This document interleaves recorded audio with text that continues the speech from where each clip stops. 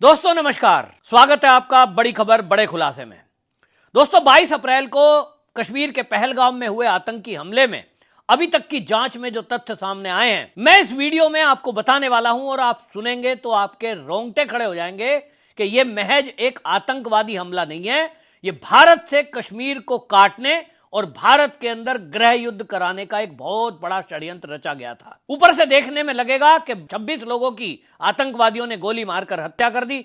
हमेशा से पाकिस्तान से आतंकवादी आते हैं, यह भी उन्हीं में से एक घटना है। लेकिन यह महज एक घटना नहीं है, इसमें मैं सिलसिलेवार आपको बताने वाला हूं कि किस तरह से इसमें पाकिस्तान की सेना, पाकिस्तान के आतंकी संगठन और इसमें फिलिस्तीन का हमास जैसा खूंखार आतंकवादी संगठन, ये सब गठजोड़ के साथ साथ आपको यह जान के आश्चर्य होगा कि भारत के कुछ राजनीतिक दलों के नेता भी इस षड्यंत्र में शामिल हो सकते हैं, ऐसा अब शक पैदा हो रहा है। एक एक कड़ियां आप जोड़ेंगे तो आपको समझ में आएगा। फैसला आपका कि ये जो मैं आपके सामने तथ्य रखने जा रहा हूं, इसमें आपको क्या लगता है। अभी तक के मामले में जो जांच हुई है उसमें जिस तरह से हमास का एंगल सामने आया है, यह बहुत बड़ा षड्यंत्र खुलासा हुआ है कि पाकिस्तान की सेना ने किस तरह से कश्मीर को भारत से काटने का एक षड्यंत्र रचा। दूसरी तरफ कुछ राजनीतिक दलों के नेता मौलाना वो भारत के अंदर गृह युद्ध की एक तैयारी में थे और इसी तरह लाखों हिंदुओं का नरसंहार करने का एक षड्यंत्र भारत में रचा जा रहा था, जिसका अब खुलासा एनआईए अगले कुछ दिनों में करने वाली है। एजेंसियों को अभी तक जो जानकारी मिली है उसके अनुसार ये जो पहलगाम का हमला है, ये खाली पाकिस्तान के किसी आतंकी संगठन का नहीं है। इसमें जिस तरह का वीडियोग्राफी हुई है, जिस तरह से उनकी एंट्री हुई है, जिस तरह से उन्होंने धर्म पूछकर लोगों को मारा है, उसके पीछे बहुत बड़ा षड्यंत्र है। इसमें मैं आपको यह भी बताऊंगा कि किस तरह से जो पूरा विपक्ष अभी तक हमेशा हर मुद्दे पर मोदी को घेरता रहा है, अचानक से उनका हृदय परिवर्तन कैसे हो गया, अचानक से वो मोदी सरकार के साथ कैसे खड़े हो गए और इस आतंकी हमले को लेकर के लगातार वो ये कोशिश में है, खासतौर पे कांग्रेस, कि भारत की सेना पाकिस्तान पर अटैक क्यों नहीं कर रही है। इसको देखते हुए उनके अंदर बेचैनी चल रही है। क्या भारत को युद्ध की आग में झोंकना चाहता है देश का विपक्ष? इसका फैसला आप करेंगे। लेकिन मैं आपके सामने जो तथ्य रखने जा रहा हूं, आपको पहले मैं ये बता दूं कि अभी तक की एनआईए की जांच में जो चीजें खुलकर सामने आई हैं उसमें यह पता लगा है कि लोकल लोग, जो कश्मीर के लोकल लोग हैं, वो स्लीपर सेल के तौर पर काम कर रहे थे लश्कर तैयबा और उसके पीछे हमास। आपको याद होगा कि जब ये 22 अप्रैल का आतंकी हमला हुआ उसके तुरंत बाद पाकिस्तान के एक आतंकी संगठन ने इसकी जिम्मेदारी ली थी और बाकायदा सोशल मीडिया पर वो डाल दिया था कि हमने ये जो हत्या की है ये हम इसकी जिम्मेदारी लेते हैं, क्योंकि मोदी सरकार कश्मीर के अंदर हिंदुओं को बसाने का काम कर रही थी। 80,000 हिंदुओं को कश्मीर का मूल प्रमाण पत्र दे दिया गया, यानी नागरिकता दे दी गई, वहां की रहने की स्थायी प्रमाण पत्र। इसी के कारण यह आतंकी घटना की गई है, क्योंकि हम कश्मीर में किसी भी हिंदू को रहने नहीं देंगे। बाद में उसको हटा लिया गया और कहा गया कि हमारी तो साइट वह हैक कर ली गई, क्योंकि इनको लगा कि मामला बिगड़ रहा है, इंटरनेशनल लेवल पर पाकिस्तान के ऊपर दबाव था और इसलिए आतंकी संगठन ने बाद में उसको मना कर दिया। लेकिन जो मैसेज देना था वो दिया जा चुका। इसमें आपको बताएं कि अभी तक जो जांच हुई है उसके पहले आप ये जान लें कि बहुत सारे लोग इसमें लगातार ये सवाल उठा रहे हैं, भारत बदला कब लेगा। सुप्रिया श्रीनेत कांग्रेस की लगातार एक्स पर पोस्ट लिख रही हैं और वो सवाल कर रही है सरकार से कि ये हमला कब करेंगे, बदला कब लेंगे। ये ऐसा क्यों कर रहे हैं ये तो एजेंसियां ही बताएंगी, लेकिन आपको ये मैं बताने वाला हूं कि ये जो हमला हुआ है इसके पीछे बहुत बड़ा षड्यंत्र है और पाकिस्तान और दुनिया के कई ऐसे देश जो भारत की तरक्की देखना नहीं चाहते, वो चाहते हैं कि भारत पाकिस्तान से युद्ध करे और पाकिस्तान की तरह, फिलिस्तीन की तरह ये भी बर्बाद हो जाए। ऐसा मैं क्यों कह रहा हूं उसके मैं कुछ प्रमाण आपको दूंगा। सुप्रिया श्रीनेत इस पर सवाल उठा रही है लगातार। जो विपक्ष अभी तक चुपचाप बैठा था अब वो बिलों से बाहर आ रहे हैं। इसके साथ ही मैं आपको एक विजुअल दिखाना चाहता हूं। एक आप फोटो आपको याद होगा, प्रियंका गांधी वाड्रा संसद में फिलिस्तीन का झंडा लगा हुआ बैग लेकर पहुंची थी। बहुत सारे लोगों को यह लगा कि फिलिस्तीन का समर्थन कर रही है। भारत के अंदर बहुत सारे लोग फिलिस्तीन के झंडे ले लेकर जगह जगह प्रदर्शन कर रहे थे समर्थन में और इजराइल का विरोध कर रहे थे। भारत की सरकार ने फिलिस्तीन का झंडा लहराना और उसके पक्ष में नारेबाजी करने को राष्ट्रद्रोह का के माना और बहुत सारे लोगों को जेल में डाला। प्रियंका गांधी वाड्रा बोली कुछ नहीं, सांसद है, संसद में बैग लेकर पहुंची, इस पर उस पर कोई कार्रवाई नहीं हुई और गांधी परिवार पर कोई कार्रवाई भारत में होती भी नहीं है, क्योंकि भारत में करोड़ों मूर्ख ऐसे हैं जो इनके पीछे खड़े होकर नारेबाजी करेंगे और कहेंगे हमारे नेता को जेल में डाल दिया क्योंकि मोदी डर गया है। और इसलिए सरकार ये समझती है। लेकिन आपको जो मैं समझाना चाह रहा हूं वो समझिए। प्रियंका गांधी वाड्रा फिलिस्तीन का झंडा लगा हुआ बैग लेकर पहुंचती है। वो दिखाने की कोशिश में है कि हम फिलिस्तीन के साथ हैं। ठीक इसका मतलब यह हुआ कि फिलिस्तीन में जो हमास है उसको कौन पाल रहा है? फिलिस्तीन, वहां पर हमास है और हमास ठीक ऐसे है जैसे पाकिस्तान में पाकिस्तान की सरकार आतंकवादियों के पीछे खड़ी है। वहां आतंकवादियों की चलती है, वहां कट्टरपंथियों की चलती है।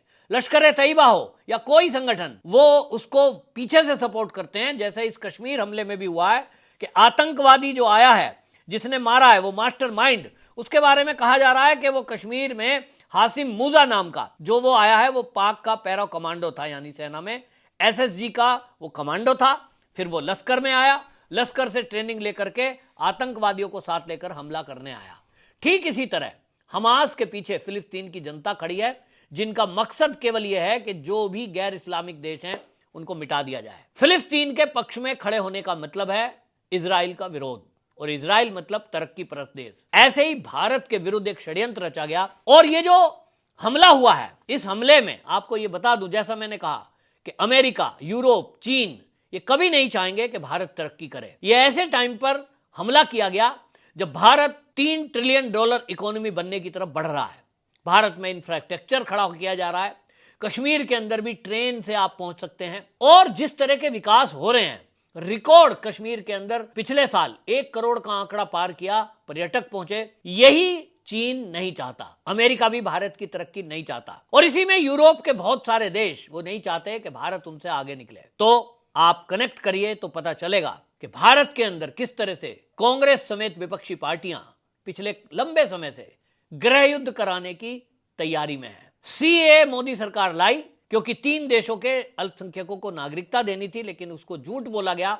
सोनिया गांधी ने दिल्ली के रामलीला मैदान में यह तक कह दिया कि आप सड़कों पे उतरो वरना आपको देश से बाहर भेज दिया जाएगा। सोनिया गांधी ने लोगों को सड़कों पे उतारा, उसके बाद सड़कों पे उतरे, शाहीन बाग बने, दंगा फसाद हुआ, वो किसी तरह कंट्रोल हुआ। तब उसके बाद किसान का आपने देखा आंदोलन खड़ा किया गया। और आप प्रियंका गांधी वाड्रा का एक्स पर पोस्ट देखिए, डल्लेवाल के अनशन की फोटो डाल रही है और वो इसका दोष केंद्र सरकार पर मढ़ रही है। बताया जा रहा है कि कितने लोग मर गए जबकि वो बीमारियों से मरे हैं। ये एक षड्यंत्र है किसानों के नाम पर देश में अराजकता पैदा करने का, षड्यंत्र करने का कि किस तरह से किसानों के नाम पर देश में गृह युद्ध करा दिया जाए। सरकार ने उस पर भी बैक गेयर लगाया, तीनों बिल वापस लिए, किसी तरह से उसको कंट्रोल किया। अभी वक्फ बोर्ड बिल आया है तो इनको लगता है कि वक्फ बोर्ड पर जब ये सुप्रीम कोर्ट से फैसला आएगा, इसी के बहाने कुछ मौलाना मौलवी ओवैसी ये दंगा फसाद कराने के मोड में है। और आपको बताऊं, कई मौलानाओं ने खुली धमकी दी कि हम जैसा कलकत्ता में एक्शन डे हुआ था, डायरेक्ट एक्शन डे, इसी तरह का कत्लेआम करेंगे अगर वक्फ बोर्ड लागू हो गया। तब ये झूठी केवल एक धमकी भर नहीं थी, इसके पीछे बड़ी एक तैयारी की गई थी। हमास का एंगल सामने आया है, जैसा मैंने कहा। इसके पहले आपको बताऊं, जो अन्य कई देश इसके पीछे हैं, क्यों नहीं भारत की सेना अचानक से हमला कर दिया पाकिस्तान पर, उसका आप कारण समझिए। ये जो हमला हुआ है, इसके कुछ ही दिनों पहले अमेरिका ने पाकिस्तान को $400 मिलियन की सहायता दी। इसके 1 महीने पहले पाकिस्तान का प्रधानमंत्री और सेना का प्रमुख सऊदी अरब के दौरे पर जाता है। इसके थोड़े ही दिन पहले हमास आतंकवादी पीओके में आए थे और पीओके में आकर आपको बताऊं कि उन्होंने बाकायदा रैली की थी और उसमें लश्कर तैयबा, जैश ए मोहम्मद और हमास तीनों ने मिलकर वो रैली की थी। द न्यू इंडिया ने अपनी रिपोर्ट में बताया है कि ये जो रैली की गई थी इसको अलक्सा फ्लड कॉन्फ्रेंस नाम दिया गया और इसमें शाहिद सबीर स्टेडियम में जो पीओके में है वहां पर ये एक रैली की गई, जिसमें हमास के ईरान प्रतिनिधि डॉक्टर खालिद अल कदौमी वो इनका नेतृत्व किया। जैश के आतंकी कश्मीर को भारत से अलग करने की वहां तकरीर दे रहे थे कि हमको कश्मीर से भारत से कश्मीर को अलग कर देना है। कश्मीर के लड़ाके और फिलिस्तीन एक साथ इसमें हम मिलकर के हमला करेंगे, ऐसी योजना बनाई गई। कार्यक्रम में जैश ए मोहम्मद के चीफ मसूद अजहर का जो भाई है तलहा सैफ वो उसमें मौजूद था। सीनियर कमांडर असगर खान कश्मीरी वो उसमें मौजूद था। मसूद इलियासी वो उसमें मौजूद था और इन सब ने मिलकर के इस हमले की तैयारी की और कैमरे लगा करके आए, जिस तरह से हमास ने इजराइल पे हमला किया था, ताकि हम इस पूरे वीडियोग्राफी को अपने समाज में दिखाएं कि देखिए हम कैसा काम कर रहे हैं, धर्म के नाम पर हमने काफिरों का कत्ल कर दिया। इसके बाद उनको उम्मीद थी कि जैसे ही हम 26-27 लोगों की हत्या करेंगे और नाम पूछकर करेंगे, बाकायदा ये मैसेज देंगे कि हमें केवल हिंदुओं को मारना है, तो मोदी गुस्से में आएंगे और वो तुरंत चढ़ाई कर देंगे और पीओके लेने के लिए जैसा कहा गया है, तो उनको उम्मीद थी कि पीओके की तरफ से चढ़ाई होगी, क्योंकि जितने भी आतंकवादी कैंप हैं वो पीओके में हैं। तो पीओके में हमास, लश्कर तैयबा और पाकिस्तान की सेना ने तैयारी कर दी।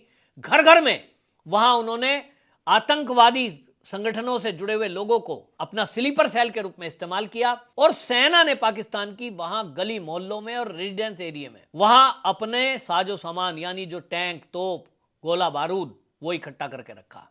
तैयारी थी कि जब भारत की सेना पीओके पे चढ़ाई करे, पीओके की तरफ से आतंकी संगठन सेना के साथ मिलकर के हमला करेंगे। पीछे से यह तैयारी की गई कि जब यह पाकिस्तान में भारत की सेना एंट्री करेगी तो कश्मीर में उनके जो स्लीपर सेल हैं, जिनकी संख्या वहां हजारों में बताई जा रही है, वो सब सेना पर पीछे से पथराव करेंगे, रास्ता रोकने का काम करेंगे, जिस तरह का काम पहले से होता रहा है। ये षड्यंत्र रचा गया बहुत बड़ा, और इसीलिए सरकार को जो इनपुट्स मिले थे उसी के आधार पर यह तय हुआ कि इस मामले में बहुत संजीदगी से और सावधानी से सेना को काम करना होगा। जल्दबाजी में कोई भी एक्शन नहीं लिया जाएगा, क्योंकि गृह युद्ध की स्थिति पैदा करने की कोशिश कुछ विपक्षी पार्टी और मौलाना मौलवियों के द्वारा की जा रही है। तो ऐसे में पहले घर के अंदर की भी सफाई करते हुए सुरक्षा को पुख्ता किया जाएगा, और उसके बाद पाकिस्तान में बैठे हुए जो आतंकवादियों के आका हैं या जो हमास के आका हैं, उनसे कैसे निपटा जाए उसकी रणनीति पर काम किया जाएगा। और ये इसीलिए आपको बता दूं कि सेना को फ्री हैंड देने के बाद भी, सरकार ने जब फ्री हैंड दिया है उसके बाद भी जो टाइम लग रहा है वो इसीलिए लग रहा है। बहुत बड़ा षड्यंत्र इसमें रचा गया है। राजनीतिक दलों के नेता इसमें किस तरह से पार्ट प्ले कर रहे हैं ये आप तय करें, एजेंसियां अभी कुछ दिनों में खुलासा करेंगी, लेकिन कुछ ना कुछ ऐसा है जिससे ये पता लग रहा है कि भारत के अंदर भारी पैमाने पे हिंदुओं का नरसंहार करने का एक बहुत बड़ा षड्यंत्र इस आतंकी घटना के बहाने से करने की कोशिश पाकिस्तान और उसके आतंकवादियों ने की। आपकी इस पर क्या राय है, कमेंट में जरूर लिखिए। वीडियो को शेयर जरूर करें, क्योंकि देश को पता लगना चाहिए कि भारत के राजनीतिक दल किस तरह का षड्यंत्र करते हैं, किस तरह से आतंकियों के संगठनों के साथ खड़े हैं, फिलिस्तीन के साथ खड़े हैं, उस देश के साथ खड़े हैं जहां आतंकवाद की फैक्ट्री है, पाकिस्तान के साथ खड़े हैं, और कांग्रेस के चलते ही लाखों पाकिस्तानी भारत में आज रह रहे हैं। आपकी इस पर क्या राय है, कमेंट में जरूर लिखिए। वीडियो को शेयर करिए। वंदे मातरम।